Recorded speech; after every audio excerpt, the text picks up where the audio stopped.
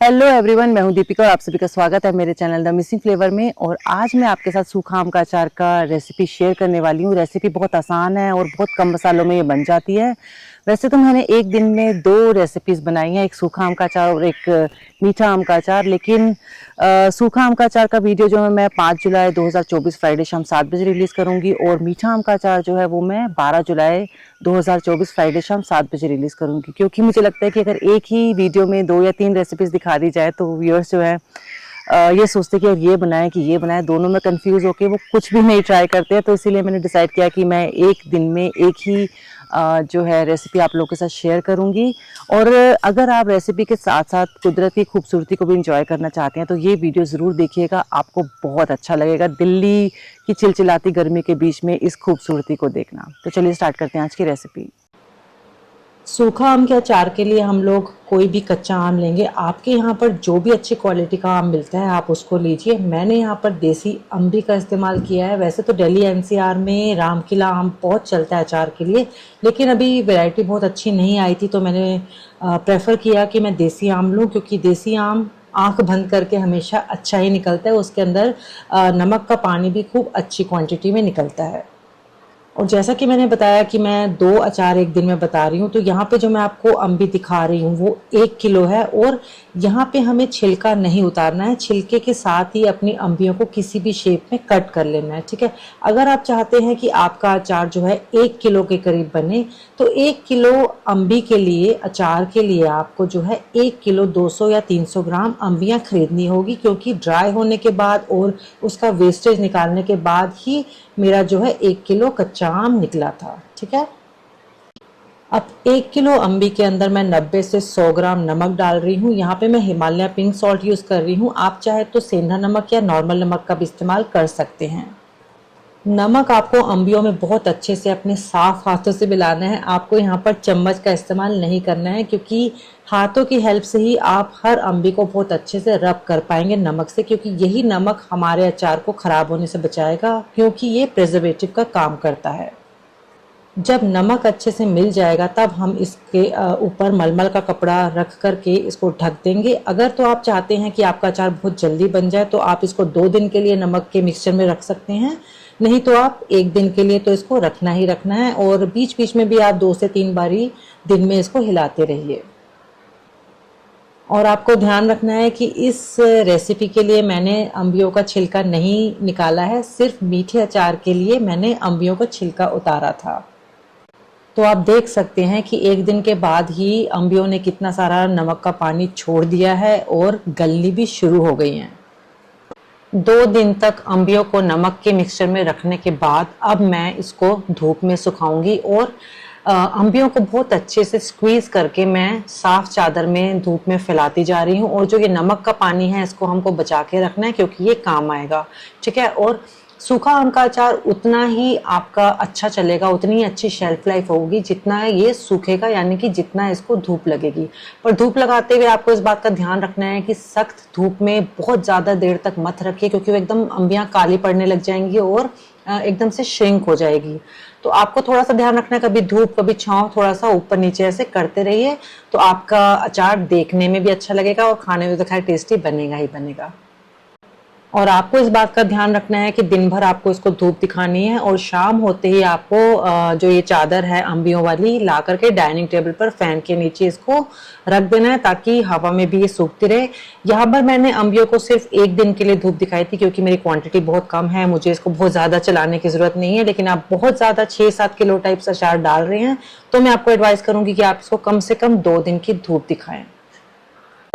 Next day हम लोग अचार डालने की तैयारी करते हैं। और सबसे पहले यहाँ पर हम लोग वो मसाले लेते हैं जो कि हमें पीसने हैं। यहाँ पर मैं 20 ग्राम सूखा धनिया ले रही हूँ और 20 ग्राम जो है सौंफ ले रही हूँ, मोटी वाली। आप चाहे तो इसको रोस्ट भी कर सकते हैं, पर मैं बिना रोस्ट किए इसको दरदरा पीसूंगी, बारीक हमें नहीं पीसना है।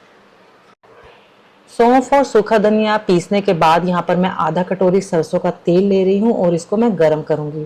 वैसे तो आपने अगर मेरे पुराने अचार के वीडियोस कोई भी देखे हो तो आप देखेंगे कि मैं तेल बिना गरम किए ही डालती हूँ, लेकिन इस रेसिपी में मैं तेल को गर्म कर रही हूँ, क्योंकि इसके अंदर जो हींग मैं डालने वाली हूँ मैं चाहती हूँ कि उसका फ्लेवर बहुत अच्छे से आए, और तेल गर्म होने के बाद हींग का फ्लेवर और भी ज़्यादा अच्छा आता है।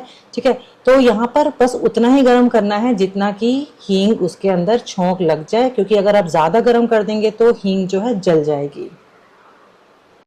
और तेल को गर्म करने के बाद मैं थोड़ा सा तेल निकाल रही हूँ, क्योंकि नाम से ही पता चल रहा है कि सूखा अचार है, तो मैं चाहती नहीं हूँ कि ज़्यादा इसके अंदर तेल जाए। अगर मुझे ज़रूरत पड़ेगी तो हम बाद में भी डाल सकते हैं।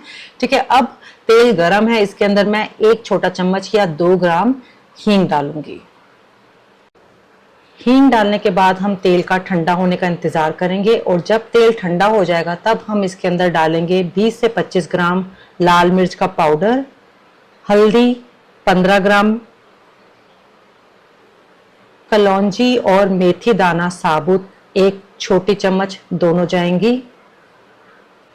फिर जो हमने सूखा धनिया और सौंफ का पाउडर डाला था वो जाएगा।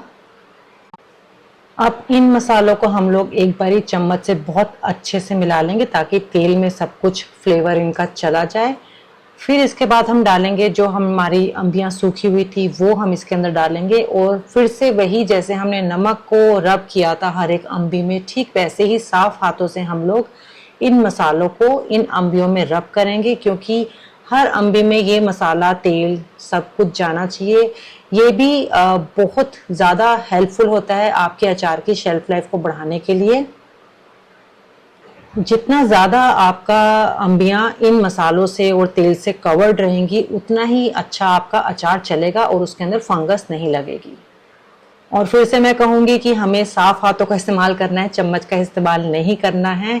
ठीक है, और जब सब कुछ बहुत अच्छे से मिल जाएगा तब हम डालेंगे जो हमारा अम्बियों का नमक का पानी बचा था, वो हमने जार में रख दिया था बंद करके, वही सेम पानी हम इन अम्बियों में डालेंगे।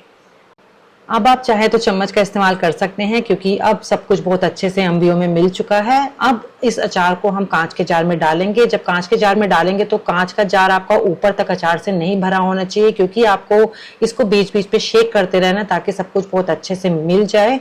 और जब भी आप इसको धूप में रखेंगे आपको इस बात का खास ध्यान रखना है कि आपको इसको मलमल के कपड़े से ढकना है, ना कि इसका ढक्कन लगा के ढकना है। अगर आप ढक्कन लगा के इसका ढकेंगे धूप में तो धूप की वजह से जो स्टीम बनेगी आपके जार के अंदर, वो स्टीम पानी के रूप में आपके अचार के अंदर चली जाएगी, जो कि आपके अचार में फंगस लगा सकती है। और शाम को जब धूप ढल जाएगी तो आप अपने जार को अंदर ले आएं, और जब जार का टेम्परेचर नॉर्मल हो जाएगा तब आप इसको ढक्कन से ढक सकते हैं। और यही प्रोसीजर आप तब तक कर सकते हैं जब तक कि आपका अचार गल नहीं जाता।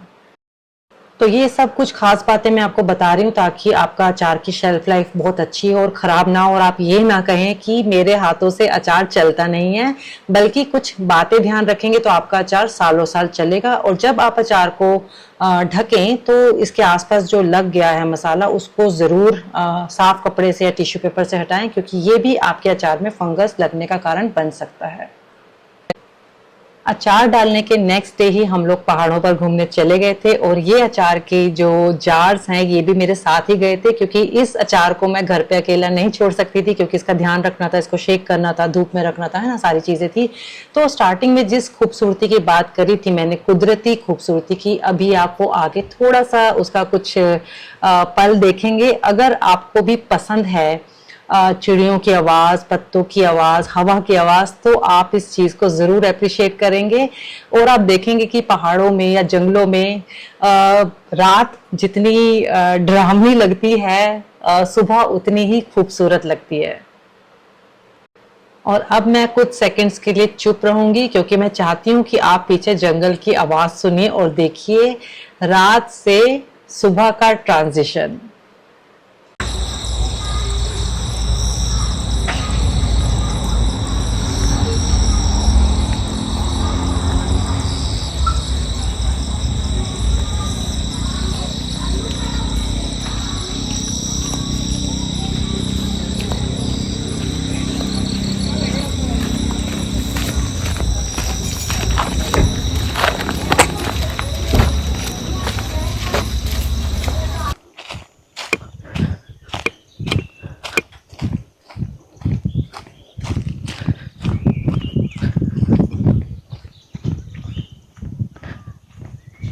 तो चलिए अब असल दुनिया में यानी कि गर्मी वाली दुनिया में वापस आ जाते हैं। और मेरा भी अचार काफी सारे मौसम जैसे कि धूप, बारिश, ह्यूमिडिटी सब बर्दाश्त करने के बाद बन करके तैयार हो गया। और अभी मैं दिखाती हूँ कि ये बनने के बाद कैसा लग रहा है। और जितना भी इसका पानी था नमक का, आप देख सकते हैं कि कैसे सब एब्जॉर्ब हो गया उन मसालों में और अम्बी के अंदर। पता ही नहीं चल रहा है कि कुछ इसके अंदर नमक का पानी डला भी था। और सरसों का तेल भी आपको बिल्कुल भी देखने को नहीं मिलेगा। असल में सूखा अचार जिसको मैं कहूंगी बन करके तैयार है। तो ये था मेरा सूखा आम का अचार का रेसिपी। और अगर आप मीठा आम का अचार का वीडियो भी देखना चाहते हैं तो नेक्स्ट वीक यानी कि 12 जुलाई 2024 फ्राइडे शाम 7 बजे मेरे चैनल पर आना मत भूलिएगा। चाहे तो आप नोटिफिकेशन भी ऑन कर सकते हैं ताकि वो वीडियो आप मिस ना करें। और हमेशा की तरह उम्मीद करती हूँ कि आपको मेरा आज का रेसिपी पसंद आई होगी। आप इसको ट्राई जरूर करेंगे। कोई भी कंफ्यूजन हो, रेसिपी से रिलेटेड कोई भी क्वेश्चन हो, आप बेझिझक मेरे से कभी भी पूछ सकते हैं।